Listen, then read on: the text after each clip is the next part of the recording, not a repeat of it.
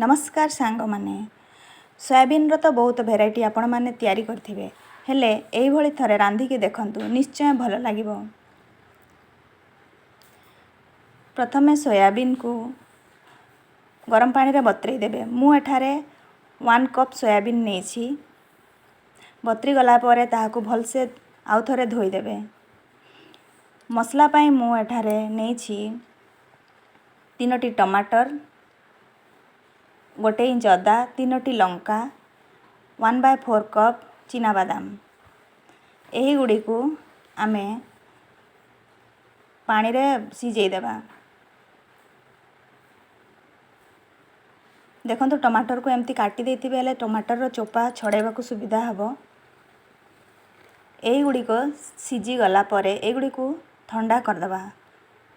ठंडा कला परे ही एही गुडी को आमे पेस्ट बने देबा। एगुड़ा को आम साइड रखी देबा। एबे गोटे करेई रे तेल गरम करिकी सेठरे किछि लूण पके देबा। लूण पकेकी चिपुड़ी रखी थिबा सोयाबीन गुडी को सेठरे टिके भाजी देबा। टिके लाल लाल भाजी हे गले ताहा टिके भल लागे खाइबा पई। मु एठारे किछि मसला नेछि। 1 चामच धनिया गुंड, हाफ चामच जीरा गुंड, हाफ चामच काश्मीरी लाल गुंड, हल्दी गुंड हाफ चामच आउ 1 चामच तरकारी मसला नेछि। एगुड़ी को किछि पानी मिसई कि भल से गोळे देबा। मसला गुड़ी को भल से गोळे देला परे रखी देबा। देखिबा सोयाबीन गुड़ी को भल से भाजी हे जाईछि। सेगुड़ा को काढी देबा। काढिला परे सेही करेई रे 2 चामच सोरसो तेल दे देबा। तेल गरम हैला परे सेथरे किछि जीरा, दालचीनी आ 2टी तेजपत्र देकी भाजी देली। एगुड़ी भल से भाजी हैला परे पानी रे गोळे रखी थिबा मसला गुडी को एथिरे ऐड कर दबा। पानी देकी गोळेली काहे कि ना मसला गुडी को पोड़ी न जाए कहिकी। एगुड़ी को भल से भाजी देबा। मसला गुडी को भल से भाजी हे गला परे पूर्वर रखी थिबा टमाटो पेस्ट गुडी को दे देबा। एगुड़ी को भल से गोळे देबा।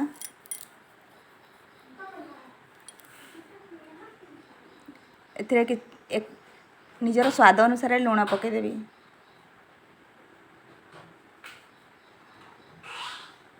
गोळे देला परे एगुड़ी को ढांकी कि किछि समय ताकू आहुरी सिझिबा को देबा। देखिला मसला केंती हे आसिलानी। मसला गुडी को देखिबे भल से काहे कि ना बहुत छिटा पड़े। मसला गुडी को भल से हे जाईछि। एबे आमे एथिरे भाजी रखी थिबा सोयाबीन गुडी को दे देबा। पूर्वर मु आलू भाजी की रखी देथिली सेगुड़ा को पके देली। कैप्सिकम ऑप्शन अटे आपण चाहिले दे पारिबे न हेले नाही। एगुड़ा को भल से आउ टिके किछि समय आउ थरे भाजी देबा मसला रे। मसला रे भल से भाजी हे गला परे बड़ी गुडी को एथिरे आमे गरम पानी दे देबा। ठंडा पानी बिल्कुल देबानी। गरम पानी देले स्वाद बढ़ी जाए। आपण को जेते ग्रेवी दरकार आपण सेतिकी ही पानी देबे। से हिसाब रे आपण पानी पकेबे। पानी दे सारला परे 2-3 मिनिट ताको पुणी थरे फुटीबा को देबा। 2-3 मिनिट पर देखिबा केमिति बिना प्याज रसुण रे मध्य एडा केमिति बढ़िया ग्रेवी हेछि। कसुरी मेथी ऑप्शनल अटे आपण चाहिले दे पारिबे न हेले नाही। शेष रे आमे किछि धनिया पत्र देकी एताकू बंद कर देबा। एताकू आमे केमती देखिबा को जेमती सुंदर खाइबा को मध्य बहुत टेस्टी हेइ थाए। आपण एताकू रुटी परोडा भात सहित मध्य खाइ पारिबे। वीडियोटी भल लागिले लाइक करंतु, शेयर करंतु एवं सब्सक्राइब करंतु। जय जगन्नाथ।